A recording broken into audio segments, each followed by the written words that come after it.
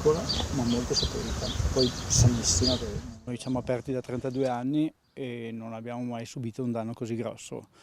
Grosso a livello nostro aziendale, in quanto la frutta e le coltivazioni che abbiamo servono a far funzionare l'agriturismo. E sì, quest'anno non avremo produzione, ecco. Che possa tornare o meno la Grandine, il titolare dell'agriturismo La Dolza poco interessa. Ormai i danni sono stati già fatti, frutteti abbattuti, rasi al suolo. Per quanto riguarda la parte vegetale, noi non abbiamo più niente di Niente da perdere no, purtroppo. è perso tutto, sì.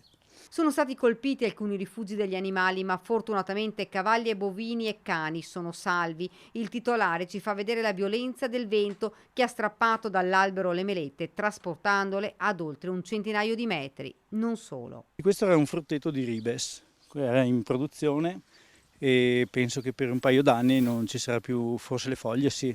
A terra, nonostante le ore passate, c'è ancora la grandine, chicchi grossi che testimoniano la quantità e la violenza con la quale si sono abbattuti in questa zona. Non solo danni ad alberi e piante. Si sono distrutte alcune infrastrutture tipo ricoveri animali, l'impianto solare con cui produciamo l'acqua calda per far funzionare gli alloggi dell'agriturismo e l'impianto fotovoltaico che produce la corrente appunto per l'azienda. Il solare è distrutto completamente, il fotovoltaico ci sono belle ammaccature, devo fare una perizia, una perizia per valutarne i danni, insomma.